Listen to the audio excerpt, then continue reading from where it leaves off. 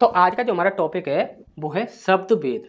यदि शब्द भेद की बात की जाए तो देखिए पूरे हिंदी के अंदर तीन आपके ऐसे टॉपिक हैं जो कि आपके very very very most important की कैटेगरी में आते हैं। और ऐसा क्यों? यदि कोई ऐसे स्टूडेंट, देखिए स्टूडेंट जो होते हैं आपके, एक हिंदी मीडियम का होता है, एक आपका इंग्लिश मीडियम का होता है। हिंदी मीडियम वाले जो होते हैं उनमें उनकी अधिकतर हिंदी अच्छी होती है, लेकिन जो इंग्लिश मीडियम वाले होते हैं उनकी हिंदी ग्रामर जो होती है वो इतनी अच्छी नहीं होती। लेकिन ऐसा कोई भी स्टूडेंट हो जिसकी हिंदी अच्छी नहीं हो, उसके लिए हम सिर्फ 3 टॉपिक बता रहे हैं। उन 3 टॉपिकों को अच्छे से कवर कर ले और अच्छे से पढ़ ले, उसके बाद उसकी जो हिंदी होगी वो लाजवाब हो जाएगी। देखिए सबसे पहला जो आपका टॉपिक रहेगा वो रहेगा आपका वर्णमाला। दूसरा जो आपका टॉपिक रहेगा वो रहेगा आपका शब्द भेद। तीसरा जो आपका टॉपिक रहेगा वो रहेगा आपका वाक्य के प्रकार। यदि ये 3 टॉपिक कोई भी स्टूडेंट अगर अच्छे से पढ़ लेता है तो उसे कभी भी हिंदी में कभी भी कोई भी प्रॉब्लम नहीं होगी। तो स्टार्ट करते हैं। हमारा जो आज का टॉपिक है शब्द भेद। यदि शब्द भेद की बात की जाए तो सबसे पहले आपको ये पता होना चाहिए कि शब्द किसे कहते हैं। यदि आपको ये नहीं पता कि शब्द किसे कहते हैं तो आप इसे अच्छे से नहीं समझ पाएंगे। जैसे कि 2 या 2 से अधिक, ध्यान से समझ लीजिए, 2 या 2 से अधिक वर्णों से बनी स्वतंत्र सार्थक एवं व्यवस्थित ध्वनि को शब्द कहते हैं। अब ऐसा बोला क्यों जा रहा है, ध्यान से समझिए इस पॉइंट को। तो देखिए यहाँ पर बोला जा रहा है स्वतंत्र, सार्थक और व्यवस्थित। ठीक, अब यहाँ पर यदि हम एक नाम लिखें या फिर कुछ भी हम लिख देते हैं, जैसे कि हमने लिखा यहाँ पर राजन लिख दिया, हमने राजन लिखा हमने। अब ये राजन जो है ये क्या है, एक सार्थक शब्द है। अब सार्थक शब्द का मतलब क्या होता है? तो देखिए सार्थक शब्द का अर्थ वो होता है जिसका, यानी कि कोई भी ऐसा शब्द हो जिसका एक अर्थ हो, वो आपका सार्थक कहलाएगा। तो राजन क्या है? राजन आप अच्छे से जानते हो कि राजन एक किसी का नाम है, कोई व्यक्ति है जिसे हम राजन बोल रहे हैं। ठीक, अब इसके बाद उसने बोला है व्यवस्थित। अब व्यवस्थित भी होना चाहिए। अब व्यवस्थित कैसे है? अब देखिए यदि व्यवस्थित की बात की जाए तो आपने लिखा एक के बाद लिखा आपने 2 और 2 के बाद लिखा आपने 3, इस प्रकार से आप लिख रहे हो। तो ये जो आपका क्रम है यही आपका एक व्यवस्था बना रहा है। यदि यही क्रम अगर उलट पुलट कर दिया जाए, जैसे कि यहाँ पर लिख दिया जाए 3 2 1, इस प्रकार से लिख दिया जाए, तो ये एक व्यवस्थित क्रम नहीं है। तो यहाँ पर क्या होना चाहिए कि एक व्यवस्थित क्रम होना चाहिए। जैसे यदि राजन की बात की जाए तो यदि हम यहाँ पर इस प्रकार से इसे लिख देते हैं, जैसे कि हमने यहाँ पर लिखा राजन के स्थान पर हमने लिख दिया ये ना जो है ये आपका लास्ट में है, इसे हमने सबसे पहले ले लिया, फिर उसके बाद हमने जा ले लिया, फिर उसके बाद रा ले लिया।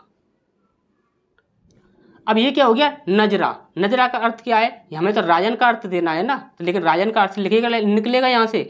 कभी नहीं निकलेगा। इसी प्रकार से यदि हम इसे इस प्रकार से लिख दें, जैसे कि हमने लिखा जा, फिर उसके बाद इनमें से कोई भी एक शब्द ले लीजिए, जैसे कि हमने ले लिया रा ले लिया, फिर उसके बाद ना ले लिया, इस प्रकार से ले लिया, ये क्या हो गया, जरान। अब इसका कोई अर्थ निकलेगा, यानी कि राजन का हमें अर्थ देना है, तो राजन का अर्थ देने के लिए हमें व्यवस्थित क्रम ही चाहिए। यदि हमें व्यवस्थित क्रम देंगे तभी वहां पर वो क्या होगा, एक सार्थक शब्द बनेगा। ठीक, तो ये चीज़ आपको अच्छे समझ आ गई होगी कि जो शब्द जो बनेगा आपका 2 या 2 से अधिक वर्णों से बनना चाहिए, और साथ ही साथ वह सार्थक, स्वतंत्र और व्यवस्थित भी होना चाहिए। ठीक, तो ये चीज़ आपको अच्छे से समझ आ गई होगी। इसके बाद यदि शब्द की बात की जाए तो शब्द जो होते हैं वो आपके 1 2 3 और ये पूरे 4, ये टोटल आपके 4 प्रकार के शब्द बताए जाते हैं ग्रामर में। ठीक, तो सबसे पहला है आपका व्युत्पत्ति के आधार पर, दूसरा है आपका उत्पत्ति के आधार पर, तीसरा है आपका प्रयोग के आधार पर, चौथा है आपका अर्थ के आधार पर। और यहाँ पर इन्हें व्युत्पत्ति के आधार पर, उत्पत्ति के आधार पर, प्रयोग के आधार पर और अर्थ के आधार पर इन्हें क्यों कहते हैं, ये चीज़ें हम आगे देखने वाले हैं। ठीक, तो यहाँ पर यदि इनकी बात की जाए तो देखिए व्युत्पत्ति के आधार पर जो शब्द होते हैं वो आपके टोटल कितने होते हैं, तो वो टोटल आपके 3 शब्द होते हैं। पहला होता है आपका रूढ़ शब्द, दूसरा होता है आपका यौगिक शब्द, और तीसरा होता है आपका योग रूढ़ शब्द। ठीक, इसके बाद यदि उत्पत्ति के आधार पर देखा जाए तो उत्पत्ति के आधार पर आपके ये टोटल आपके 5 माने जाते हैं। अभी ध्यान से समझिए, पहला आपका तत्सम, दूसरा आपका तद्भव, तीसरा होता है आपका देशज और चौथा होता है आपका विदेशज। टोटल आपके 4 ही भेद होते हैं। एक यहाँ पर आप बोलोगे कि यहाँ पर एक संकर शब्द ये भी आपका लिखा हुआ है, तो यदि संकर शब्द की बात की जाए ना, तो संकर शब्द ये शब्द की कैटेगरी में नहीं आता है। लेकिन होता क्या है कि यदि ये एक शब्द तो बना रहा है ना, यदि एक शब्द बना रहा है ये, तो किसी ना किसी कैटेगरी में तो आना ही चाहिए। तो यहाँ पर ऐसे उत्पत्ति वाली कैटेगरी में रखा गया है। और ये उत्पत्ति वाली कैटेगरी में क्यों रखा गया है, ये चीज़ हम आगे देखेंगे। देखिए, तो यहाँ पर ये क्या है, संकर शब्द। यदि विशेष रूप से बोला जाए कि उत्पत्ति के आधार पर जो शब्द के भेद हैं, विशेष रूप से बताइए कि कितने होते हैं, तो आप बताओगे कि 5 भेद होते हैं। और यदि आपसे पूछा जाए कि सामान्य रूप से कितने भेद होते हैं, तो आप टोटल बोलोगे 1 2 3 और ये पूरे 4। सिर्फ और सिर्फ 4 ही बताओगे, यहाँ पर 5 नहीं बताओगे। यदि विशेष रूप से पूछा जाए तभी आप यहाँ पर कितने बताओगे, 5 बताओगे। ठीक, इसके बाद यदि बात की जाए प्रयोग के आधार पर, तो प्रयोग के आधार पर आपके ये दो होते हैं। लेकिन इनमें क्या होता है, इनके भी आपके प्रकार होते हैं। जैसे कि सबसे पहला होता है आपका बेकारी, ठीक, और दूसरा होता है आपका अबेकारी। ठीक, अब यहाँ पर बेकारी देखा जाए तो इसके भी आपके टोटल 4 प्रकार होते हैं। सबसे पहला होता है संज्ञा, जो कि हम पढ़ चुके हैं। ठीक, इसके बाद है आपका सर्वनाम, जो कि हम पढ़ चुके हैं। इसके बाद है आपका सी विशेषण, ये भी हम पढ़ चुके हैं।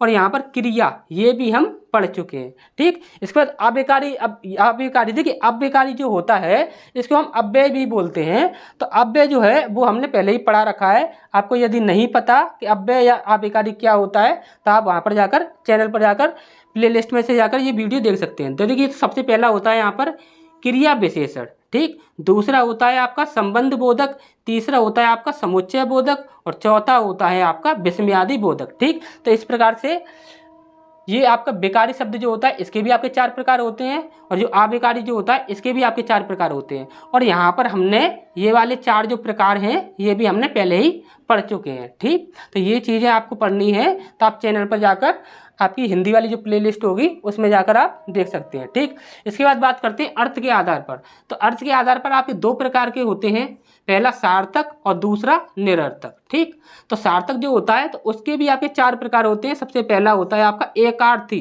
ठीक, दूसरा होता है आपका अनेकार्थी, तीसरा होता है आपका विपरीतार्थी, और चौथा जो होता है वो होता है आपका समानार्थी। ठीक, और इसके बाद देखिए सार्थक जो होता है इसके आपके 4 भेद बताए जाते हैं, लेकिन शब्द भेद के अंदर निरर्थक जो होता है इसके भेद नहीं बताए जाते हैं। ठीक, अब इसके बाद बात करें तो व्युत्पत्ति के आधार पर यदि बात की जाए, तो यहाँ पर देखिए रूढ़ शब्द, यौगिक शब्द और योग रूढ़ शब्द, ये वाले हम पढ़ने वाले हैं। इसके बाद यदि इनकी बात की जाए तो देखिए ये जो आपका तत्सम शब्द है और ये तद्भव शब्द है, तो तत्सम तद्भव इसकी हमने आपको ट्रिक बताई थी। और देखिए हमने आपको ये भी बताया था कि ऐसे कुछ शब्द हैं जो कि ट्रिक से भी बाहर निकल जाते हैं। तो वो ट्रिक से बाहर निकल जाते हैं तो वहाँ पर वो आपका प्रश्न क्या होता है, गलत हो जाता है।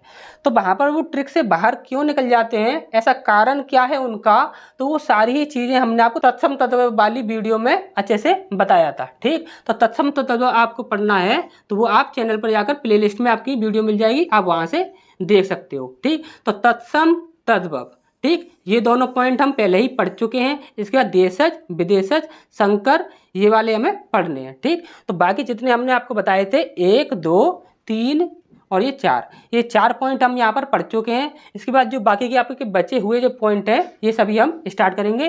तो यहाँ पर सबसे पहले हम स्टार्ट करेंगे व्युत्पत्ति के आधार पर, और इन्हें व्युत्पत्ति के आधार पर, उत्पत्ति के आधार पर, प्रयोग के आधार पर और अर्थ के आधार पर क्यों कहा जाता है, ये चीज़ भी हम आगे देखने वाले हैं। ठीक, तो तब तक आप इसका स्क्रीनशॉट ले लीजिए, फिर हम आगे बढ़ते हैं।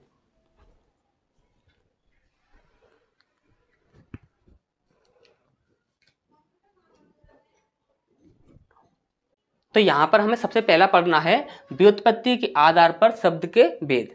देखिए व्युत्पत्ति के आधार पर शब्द के भेद, इसका मतलब क्या हुआ, तो इसे कहते हैं व्युत्पत्ति के आधार पर शब्द के भेद, क्योंकि यहाँ पर क्या होता है कि शब्द की जैसी बनावट होती है, शब्द की जैसी बनावट होती है उसी के आधार पर शब्द को क्या किया जाता है कि नाम दिया जाता है। यहाँ पर व्युत्पत्ति का अर्थ होता है बनावट। यहाँ पर क्या होगा कि जैसा शब्द होगा, शब्द की जैसी बनावट होगी, उसी के अकॉर्डिंग क्या किया जाएगा, उस शब्द को नाम दिया जाएगा। ठीक, तो यहाँ पर सबसे पहला है हमारा रूढ़ शब्द। अब ये रूढ़ शब्द क्या होता है, तो इसे समझते हैं। जो शब्द किन्हीं अन्य शब्दों के योग से ना बना हो। ध्यान से समझ लीजिए इस बात को। ऐसा है कि यदि हमने एक शब्द लिखा यहाँ पर, तो उसका एक अर्थ है। यहाँ पर हमने दूसरा शब्द लिखा, उसका भी एक अर्थ है। तीसरा शब्द लिखा, उसका भी एक अर्थ है। ठीक, अब यहाँ पर बोला जा रहा है कि जो शब्द किन्हीं अन्य शब्दों के योग से ना बना हो, यानी कि हम यहाँ पर यदि दो या दो से अधिक शब्दों के योग से यदि कोई शब्द बना रहे हैं, तो वो जो दो या दो से अधिक जो शब्द हैं उनके तो अपने अर्थ हैं, लेकिन उनके योग से जो शब्द बन रहा है प्रॉपर, उसका भी एक अर्थ निकलेगा। यानी कि यहाँ पर क्या बोला जा रहा है, जो शब्द किन्हीं अन्य शब्दों के योग से ना बना हो, यानी कि ऐसा कोई शब्द जो किसी दो या दो से अधिक ऐसे शब्दों के योग से ना बना हो जिनके अपने खुद के अर्थ हों। ठीक, ये बात आपको याद रखनी है। इसके बाद दूसरा पॉइंट है, किसी विशेष अर्थ को प्रकट करते हों। याद रखिए, वेरी वेरी मोस्ट इंपॉर्टेंट है, और ये बात आपको आगे भी काम आने वाली है, इस बात को आप याद रखिए। यहाँ पर हम याद रखेंगे कि रूढ़ शब्द बोला जा रहा है, तो रूढ़ का अर्थ क्या होता है, तो आप हमेशा ही याद रखिए रूढ़ का अर्थ होता है विशेष। ठीक, अब यहाँ पर यदि रूढ़ शब्द बोला जा रहा है, तो यानी कि हम कह सकते हैं कि विशेष शब्द। यदि यहाँ पर बोला जाए कि रूढ़ अर्थ, तो यहाँ पर हम कह सकते हैं कि विशेष अर्थ। ठीक, तो यहाँ पर ये बात आपको याद रखनी है कि रूढ़ का अर्थ होता है विशेष। ठीक, ये बात आपको आगे जब आप आगे पढ़ोगे तब आपको काम आने वाली है, तो इस बात को आप याद रखिए कि रूढ़ का अर्थ होगा विशेष। ठीक, अब इसका नेक्स्ट पॉइंट है, उनके टुकड़े करने पर किसी भी टुकड़े का कोई अर्थ ना निकले। यानी कि जब हमारा कोई एक शब्द है उसके यदि हम टुकड़े करते हैं तो उन टुकड़ों का अर्थ नहीं निकलना चाहिए। जैसा कि हमने आपको फर्स्ट पॉइंट में ही समझाया था कि यदि हम दो या दो से अधिक शब्दों के योग से यदि कोई शब्द बनाते हैं, तो जिन शब्दों का हम प्रयोग कर रहे हैं तो उनका तो अपना अर्थ है। यदि उनका अपना अर्थ है तो उनसे बनने वाला जो शब्द होगा उसका एक अर्थ होगा। यदि ये वाला जो शब्द है जिसका एक अर्थ है उसके यदि टुकड़े किए जाएंगे, यानी कि दो या दो से अधिक जो टुकड़े हैं उनका खुद का अर्थ है, तो ऐसा कभी भी नहीं होना चाहिए। तो वह रूढ़ शब्द कभी भी नहीं कहलाएगा। यदि रूढ़ शब्द चाहिए तो यहाँ पर यदि उस शब्द को यदि हम टुकड़े कर रहे हैं तो उन टुकड़ों का, उन खंडों का कोई भी अर्थ नहीं होना चाहिए। सिर्फ अर्थ किसका होना चाहिए, जो अपना पूरा एक शब्द है उसका ही अर्थ होना चाहिए। यदि उसके टुकड़े किए जाएं तो उन टुकड़ों का अर्थ नहीं होना चाहिए। यहाँ पर आप देख रहे हो टुकड़े निरर्थक होते हैं। निरर्थक का अर्थ होता है जिसका कोई अर्थ ना हो। ठीक, ये पॉइंट आपको याद रखना है। तो एग्जाम्पल से समझते हैं, जैसे कि यहाँ पर लिखा है फूल। अब यहाँ पर फूल को हम लिखें, फूल लिखा हमने, एक टुकड़ा ये हो गया, प्लस ला लिखा हमने, एक टुकड़ा ये हो गया। अब यहाँ पर फू और ला, ये एक टुकड़ा हुआ, एक ये टुकड़ा हुआ, तो इस टुकड़े का भी कोई अर्थ नहीं है, इस टुकड़े का भी अपना कोई अर्थ नहीं है। ठीक, इसी प्रकार से हमने लिखा माँ और यहाँ पर लिख दिया हमने ली। अब यहाँ पर माँ का भी अपना कोई अर्थ नहीं है और यहाँ पर ली का भी अपना कोई अर्थ नहीं है। इसी प्रकार से का प्लस ल। ठीक, तो यहाँ पर का भी कोई अर्थ नहीं है अलग से, और यहाँ पर ला का भी अलग से कोई अर्थ नहीं है। ठीक, इसी प्रकार से पा प्लस रा, यहाँ पर पा का अपना कोई अर्थ नहीं है और रा का भी अपना कोई अर्थ नहीं है, लेकिन पर का अर्थ है, कल का अर्थ है, माली का अर्थ है, फूल का अर्थ है, लेकिन इसके टुकड़े करने पर इन टुकड़ों का अर्थ नहीं निकल रहा है। ठीक, इसी प्रकार से घर की बात करें तो घर का अपना एक अर्थ है, आप अच्छे से जानते हो, घर के एक सार्थक शब्द होता है। तो यहाँ पर घर का अर्थ होता है यानी कि जहाँ पर हम रहते हैं, आप अच्छे से जानते हो घर क्या होता है। ठीक, तो यहाँ पर यदि हम इसके टुकड़े कर दें तो टुकड़े क्या होंगे, घा प्लस रा। यहाँ पर घा का अपना कोई अर्थ है नहीं है, रा का अपना कोई अर्थ है नहीं है, तो यहाँ पर ये क्या है कि टुकड़े जो हैं वो क्या हैं, आपके निरर्थक हैं। तो आपको हमेशा ही ये बात याद रखनी है कि ऐसा शब्द जिसका अपना खुद का अर्थ तो है, लेकिन उसके यदि हम टुकड़े कर रहे हैं तो उन टुकड़ों का कोई भी अर्थ नहीं निकल रहा है, वो टुकड़े सदैव ही क्या होंगे, निरर्थक होंगे। तो ऐसे शब्द जो होंगे वो कहलाएंगे आपके रूढ़ शब्द। ठीक, तो ये चीज़ आपको अच्छे से समझ आ गई होगी। नेक्स्ट पॉइंट की ओर बढ़ते हैं, तब तक आप इसका स्क्रीनशॉट ले लीजिए।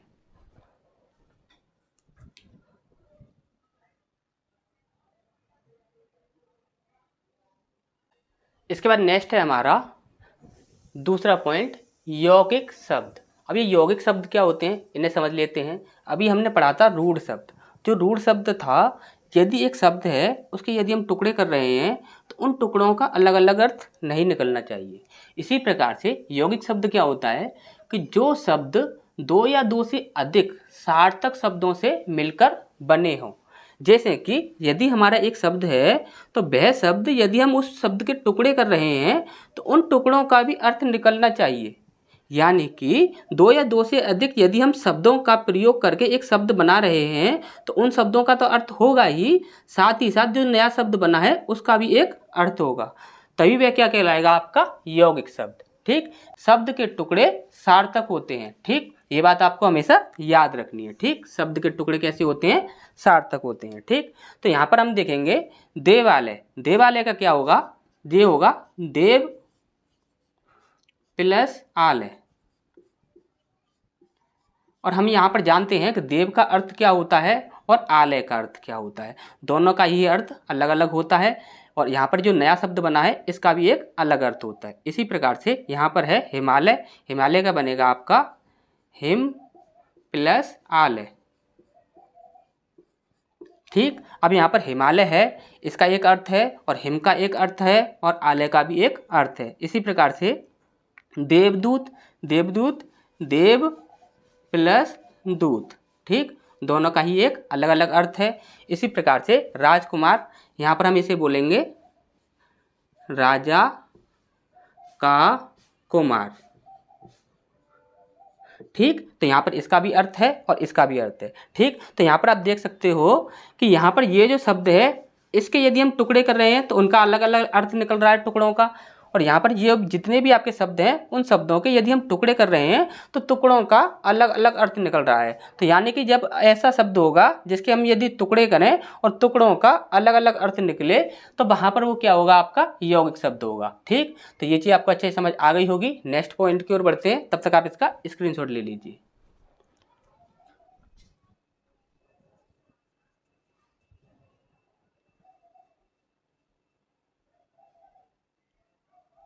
इसके बाद नेक्स्ट है हमारा तीसरा योग रूढ़ शब्द। तो ये योग रूढ़ शब्द क्या होता है, इसे ध्यान से समझते हैं।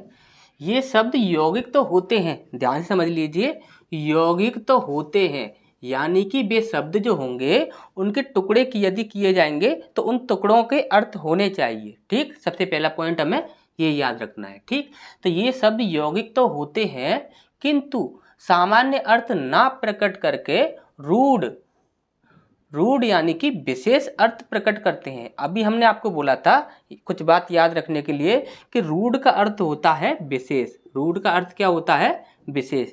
तो यहाँ पर इसका प्रयोग होगा अच्छे से, यानी कि रूढ़ का अर्थ होता है विशेष, यानी कि वह सामान्य अर्थ ना प्रकट करके कैसा अर्थ प्रकट करेंगे, रूढ़ अर्थ प्रकट करेंगे, यानी कि विशेष अर्थ प्रकट करेंगे।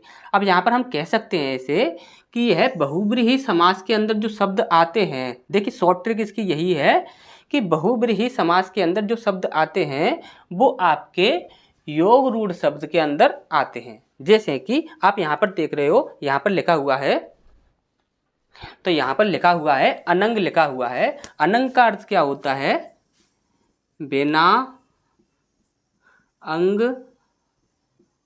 का। तो बिना अंग का यानी कि ऐसा कोई हो जिसका कोई अंग ना हो, यानी कि शरीर का कोई अंग ना हो, तो ऐसा कौन है, तो वहां पर उसे क्या बोला जाता है,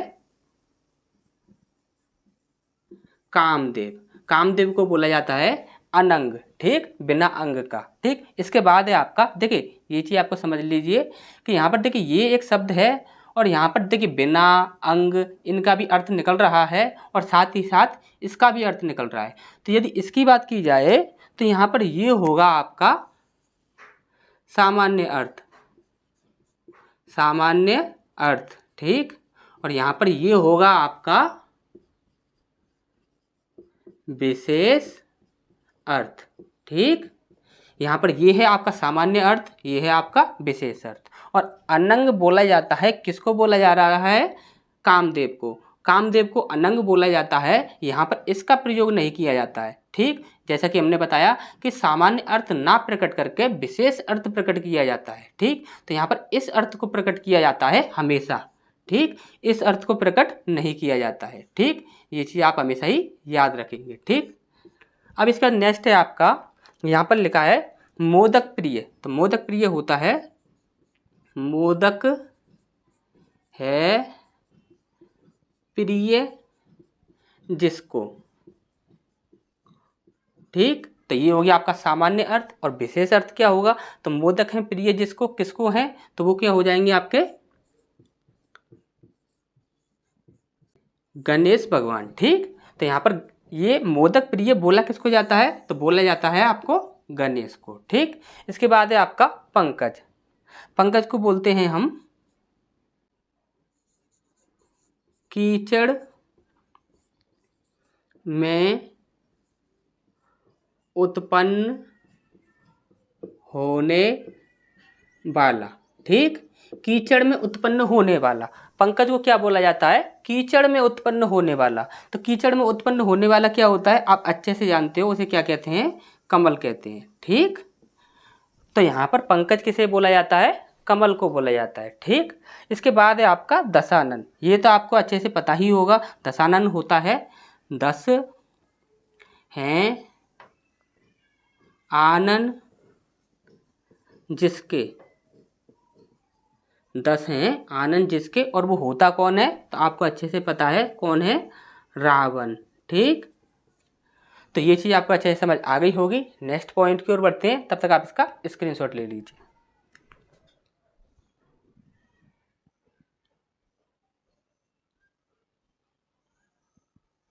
इसके बाद नेक्स्ट है हमारा दूसरा, जो हमें पढ़ना है, उत्पत्ति के आधार पर शब्द के भेद।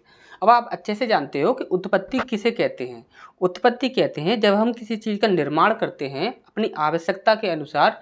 जैसे कि हमें किसी चीज़ की आवश्यकता है और उस आवश्यकता की पूर्ति के लिए, जैसे कि हमें क्या हुआ कि यदि यहाँ से वहाँ तक कहीं पर जाना है तो हमने क्या किया कि अलग अलग वाहनों का निर्माण किया।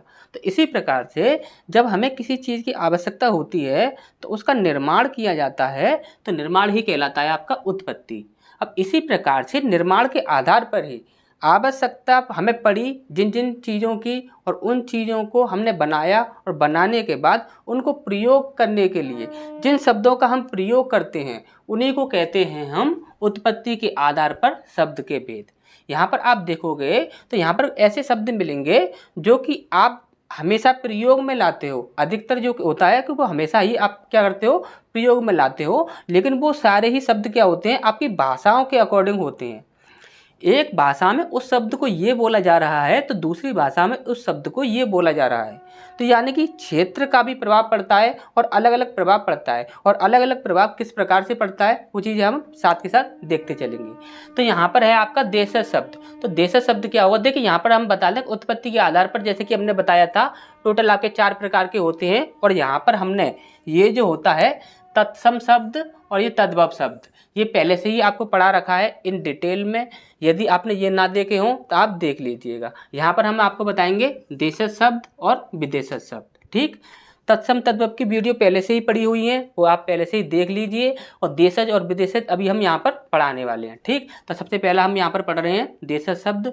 तो जो शब्द क्षेत्रीय प्रभाव, क्षेत्रीय प्रभाव, जो भी व्यक्ति हुआ जिस क्षेत्र में रहता है उस क्षेत्र के अनुसार उस शब्द को वह क्या बोलता है, वो प्रभाव के कारण परिस्थिति व आवश्यकता अनुसार, आवश्यकता पड़ने के अनुसार बनकर प्रचलित हुए ऐसे शब्द जो होते हैं वह आपके देशज शब्द कहलाते हैं।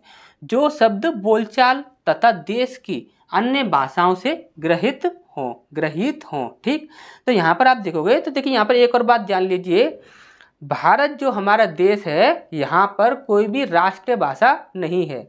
यहाँ पर सिर्फ और सिर्फ हमारी एक मातृभाषा है जिसे हम कहते हैं हिंदी। अब ऐसा क्यों है, राष्ट्रभाषा क्या होती है और मातृभाषा क्या होती है, तो देखिए मातृभाषा होती है माता से उत्पन्न होने वाली भाषा, यानी कि माँ हमें जो भाषा सिखाती है उसी को बोलते हैं हम मातृभाषा। और हमारे भारत के अंदर मातृभाषा कहलाती है हमारी हिंदी। अब राष्ट्रभाषा की बात करके राष्ट्रभाषा क्या होती है, तो देखिए राष्ट्रभाषा होती है कि यदि एक देश है तो उस पूरे देश के अंदर जितने भी राज्य हों उस पूरे के पूरे देश के अंदर एक ही भाषा का प्रयोग किया जा रहा हो, कोई एक ऐसी भाषा हो जिसका प्रयोग होना ही होना है, तो वह ही होती है उसकी राष्ट्रभाषा। और देशों की राष्ट्रभाषा है लेकिन हमारे भारत देश की राष्ट्रभाषा नहीं है। क्यों? क्योंकि यहाँ पे पंजाबी, मराठी, उर्दू हर प्रकार की भाषा बोली जाती है और हर क्षेत्र में अलग भाषा देखने को हमें मिलती है। तो यहाँ पर क्या है कि यहाँ पर हमारी कोई भी राष्ट्रभाषा नहीं है। ठीक, तो यहाँ पर हम याद रखेंगे जो शब्द बोलचाल तथा देश की अन्य भाषाओं से ग्रहित हों वो क्या कहलाएंगे? आपके देशज शब्द कहलाएंगे। और देशज शब्द क्या होंगे? जैसे कि मांस, दारू, हुक्का, जो कि आप डेली प्रचलन में लाते हो ऐसे शब्दों को, हलचल, खटपट, झाड़ू, कपास, गन्ना, बेटा, ठठेरा, बेटा, कसरत, रोटी, पेटी, थैला, खिड़की, ये क्या है? पगड़ी, पगड़ी, कटोरा और लोटा। इस प्रकार से आपके काफ़ी सारे शब्द हैं, सिर्फ ये शब्द नहीं, बहुत सारे शब्द हैं। और एक और बात बता देते हैं, ये आपके जो देशज शब्द होते हैं इनका कंफर्म नहीं है कि ये कितने शब्द हैं, इनको कोई भी नहीं बता सकता कि ये कितने शब्द हैं, और ना ही इनको कोई भी कभी भी कंफर्म कर सकता। क्यों? क्योंकि जो देशज शब्द जो होते हैं वो देखिए होता क्या है कि अभी हमें किसी चीज़ की आवश्यकता पड़ी और हमने उस चीज़ का निर्माण किया तो उसको हम एक नाम से पुकारेंगे। अब उसी नाम से जब हम उसे पुकारेंगे तो वही बन गया हमारा देशज शब्द बन गया एक हमारा। तो वह हमारा जो एक देशज शब्द बन गया तो फिर से एक नया नाम जुड़ गया। तो आप अच्छे से समझ सकते हैं कि यहाँ पर ये जो देशज शब्द होते हैं ये बहुत सारे होते हैं। सिर्फ आपको इतना ही समझना है कि जो आप डेली की बोलचाल की भाषा में जो आप प्रयोग करते हो वही हमारे क्या होंगे? देशज शब्द होंगे। ठीक, तो ये चीज़ आपको अच्छे से समझ आ गई होगी। नेक्स्ट पॉइंट की ओर बढ़ते हैं, तब तक आप इसका स्क्रीनशॉट ले लीजिए।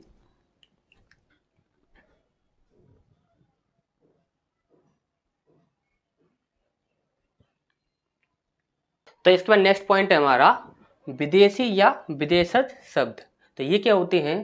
तो विदेशी भाषाओं से आकर हिंदी में प्रयोग होने वाले शब्द।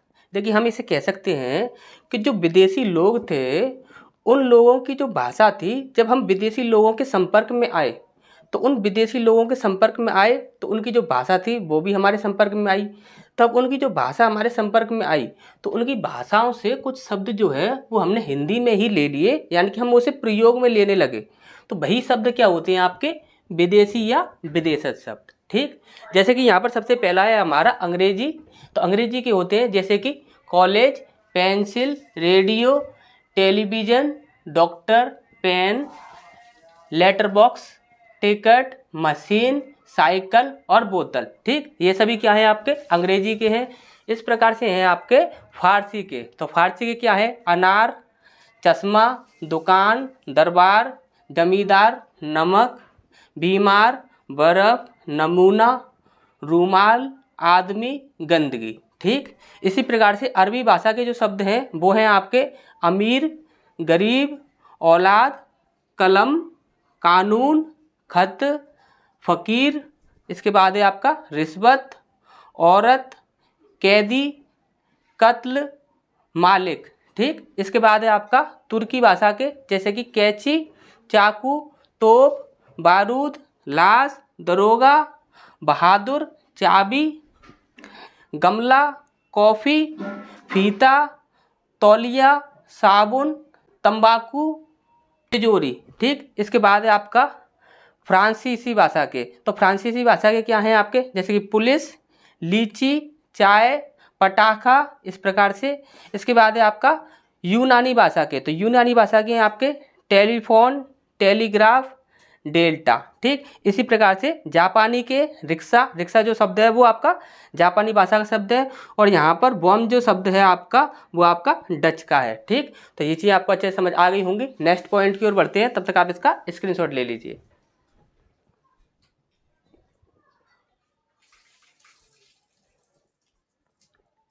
इसके बाद नेक्स्ट है हमारा संकर शब्द। तो संकर शब्द क्या होते हैं? देखिए संकर शब्द इस कैटेगरी में तो नहीं आता है, ये बात हमने आपको पहले ही बताई थी, लेकिन संकर शब्द को भी इसी कैटेगरी में मान लिया जाता है। ठीक, तो यहाँ पर संकर शब्द क्या होता है? जो शब्द दो अलग अलग भाषाओं के शब्दों से मिलकर बनते हैं। ठीक, जो शब्द दो अलग अलग भाषाओं के शब्दों से मिलकर बनते हैं उसको कहते हैं हम संकर शब्द। जैसे कि यहाँ पर लिखा है आपका चालबाज। चालबाज में चाल जो है वो है आपका हिंदी का। ठीक, और इसके बाद बाज जो है, बाज है आपका फारसी भाषा का। ठीक, तो दो भाषाओं से मिलकर बन रहा है यहाँ पर पूरा ये एक शब्द चालबाज। ठीक, तो ये चालबाज शब्द क्या कहलाएगा? आपका संकर शब्द। इसी प्रकार से ये है आपके लाठीचार्ज, ये आपका हिंदी और अंग्रेजी से मिलकर बना है। ठीक, इसके बाद है आपका डोलची, डोलची है आपका हिंदी और अरबी भाषा से मिलकर बना है। इसके बाद है आपका हाफ कमीज, हाफ कमीज जो शब्द है वो आपका अंग्रेजी और अरबी भाषा से मिलकर बना है। इसी प्रकार से हाफ कुर्ता, हाफ कुर्ता जो होता है वो आपका अंग्रेजी और तुर्की भाषा से मिलकर बना है। ठीक, आप ये भी कह सकते हो कि ये कमीज जो शब्द है ये आपका अरबी भाषा का है और ये कुर्ता जो शब्द है आपका ये आपका तुर्की भाषा का है। ठीक, इसी प्रकार से खुशबू जो शब्द है वो आपका अरबी और फारसी ये दो भाषाओं से मिलकर बनता है। इसी प्रकार से जांचकर्ता जो शब्द है वो आपका हिंदी और संस्कृत से मिलकर बना है। और इसी प्रकार से रेल यात्रा ये जो आपका शब्द है ये आपका अंग्रेजी और संस्कृत से मिलकर बना है। ठीक, तो नेक्स्ट पॉइंट की ओर बढ़ते हैं, तब तक आप इसका स्क्रीनशॉट ले लीजिए।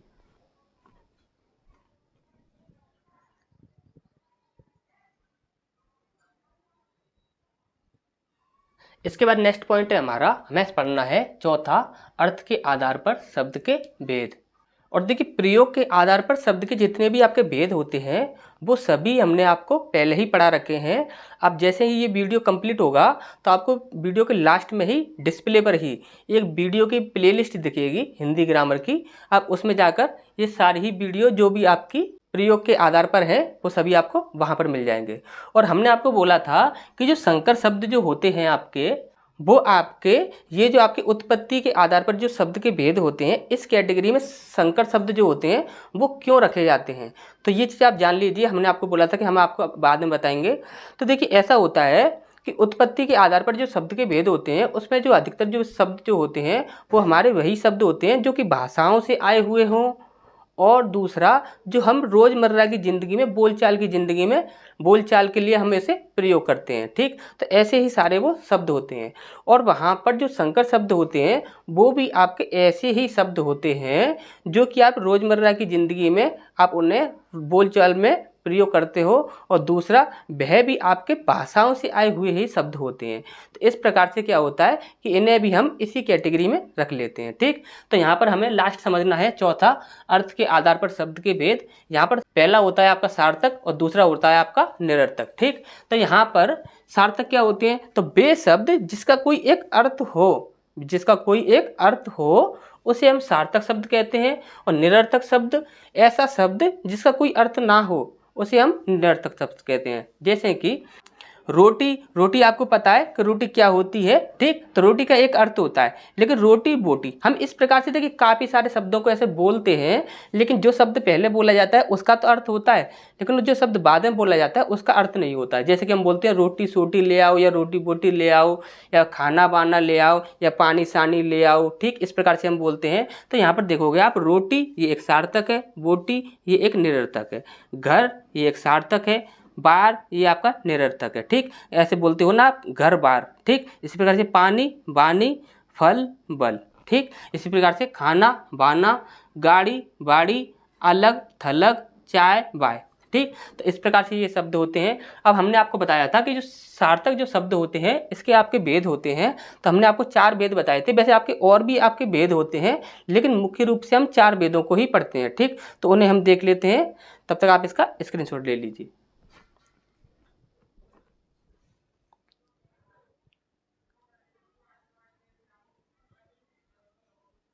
इसके बाद नेक्स्ट पॉइंट है हमारा सार्थक शब्दों के भेद। तो सार्थक शब्दों के भेद यहाँ पर हमने आपको 4 बताए थे।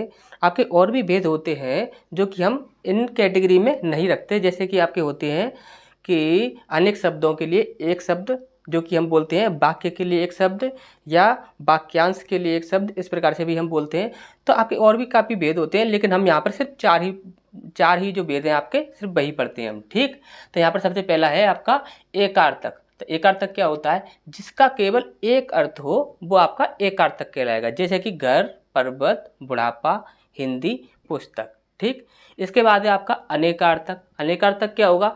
जिसके एक से अधिक अर्थ हो वो आपका अनेकार्थक कहलाएगा। जैसे कि काल, काल जो है इसको हम क्या कहते हैं? इसको हम समय भी कहते हैं और इसे मृत्यु भी कहते हैं। ठीक, इसी प्रकार से कर, कर को हम क्या कहते हैं, इसे हम टैक्स भी कहते हैं और इसे हम हाथी की सूंड भी कहते हैं। ठीक, इसके बाद उत्तर, उत्तर को हम क्या कहते हैं, उत्तर को हम जवाब भी कहते हैं और उत्तर एक दिशा भी होती है। ठीक, इसके साथ साथ पॉइंट है विपरीतार्थक। तो विपरीतार्थक क्या होंगे, जो उल्टा या विपरीत अर्थ देने वाले जो शब्द होंगे वो कहलाएंगे आपके विपरीतार्थक। जैसे कि अस्त उदय, अधूरा पूरा, विजय पराजय, सीधा उल्टा। ठीक, अब इसी प्रकार से आपका चौथा भेद है समानार्थक या पर्यायवाची। समानार्थक शब्द को ही हम पर्यायवाची शब्द कहते हैं, ये बात आपको पता होगा, यानी कि समान अर्थ देने वाले शब्द।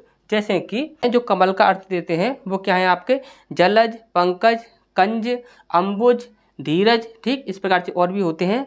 चंद्रमा के हैं आपके हिमांशु, सुधाकर, राकेश, शशि, इस प्रकार से। ठीक, तो ये सारी ही चीज़ें आपको अच्छे से समझ आ गई होंगी, ये हम आशा करते हैं।